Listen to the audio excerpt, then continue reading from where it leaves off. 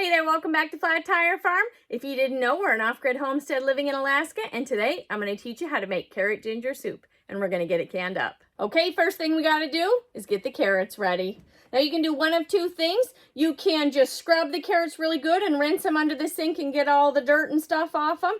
Or you can peel them, and although I hate peeling vegetables, I hate hauling water even more. We don't have running water. We don't even have a well. You wouldn't think so, but it takes a lot of water to run that water over that carrot and scrub, and it all just runs down the drain. And I don't want the water to run down the drain.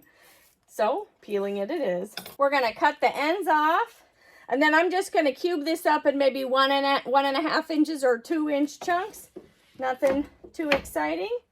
And I'm going to throw them in my cast enamel pot there. You could roast these if you wanted, and that gives it a little bit of a richer flavor, but I like more of a fresh flavor, so I am not going to roast them. I'm just going to saute them in this pan.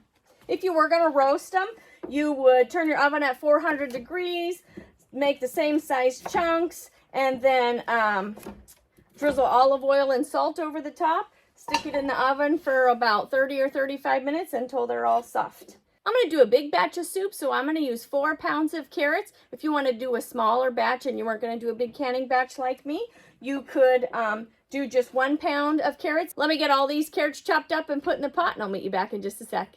Goodness, now I remember why I hate peeling vegetables. That took way too long for me. All of our scraps are going to go in our little pig bucket here.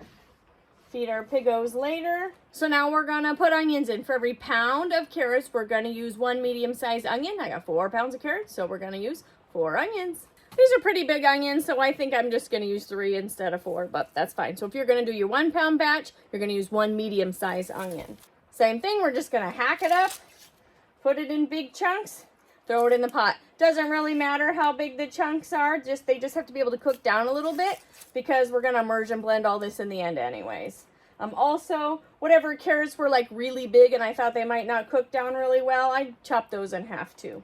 And you might wonder, why, Crystal, did you not use the carrots that you just pulled out of your garden? That's a great question, guys, because I bought this 25-pound bag of organic carrots from Azure Standard, and I still have yet to use them, and we need to get them used up. Nothing fancy. Hack it up. Throw it in the pot. All right, let me get all these onions in here. I'll meet you back in a bit. All right, looks like I overestimated my little pot here, so we're going to use this big stock pot. Before I dump these vegetables in, I'm going to put, I don't know, a couple tablespoons of olive oil down there. We'll get it warming up, and that maybe, if we throw the onions in there first, we can get those to saute just a little bit. Okay, while those onions are browning and cooking down a little bit, for every pound of carrots, I'm going to add 1 clove of garlic. So 4 cloves of garlic is going to go in there. Okay, for every pound of carrots that we use, we're going to need 1 tablespoon of grated garlic. I have to use my big chippity chopper, the flesh eater, because my microplaner just wants to make dust out of this. So wish me luck. So we're going to need 4 tablespoons and no skin.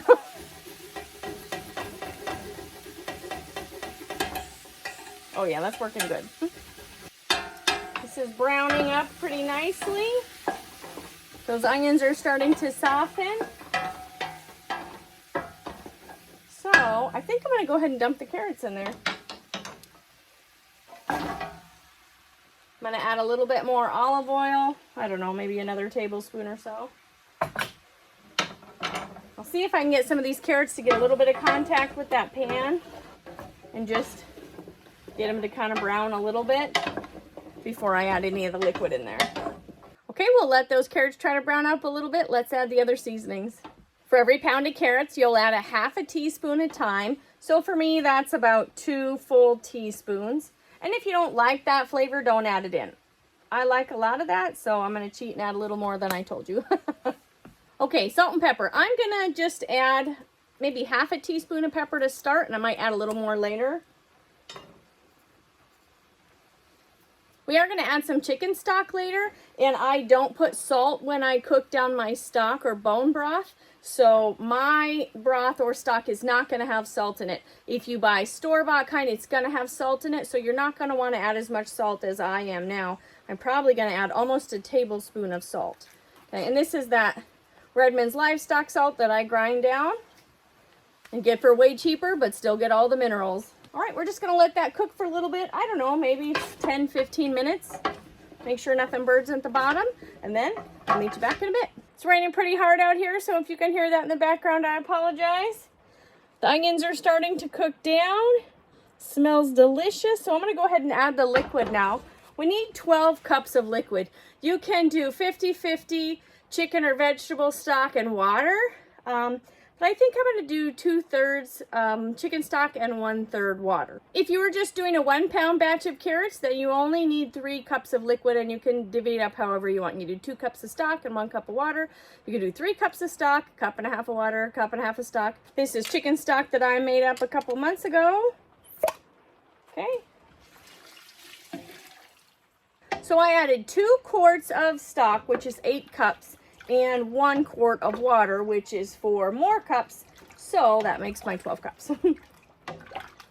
Now I'm just going to cook this down until these carrots get nice and soft. I'll see you back in a bit.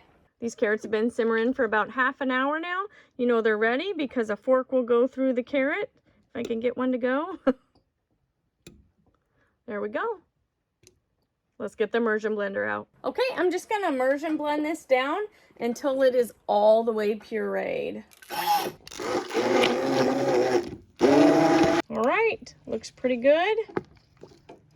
I don't think there's any big chunks left in there. Let's see how it tastes. Okay, needs a little bit more salt and definitely more ginger. So I think for this batch, I'll probably add 2 more tablespoons of ginger and maybe another teaspoon of salt. I'm actually really surprised that there wasn't enough ginger in there. All right, let's give it another stir. All right, let's see how we did on the second go around, huh?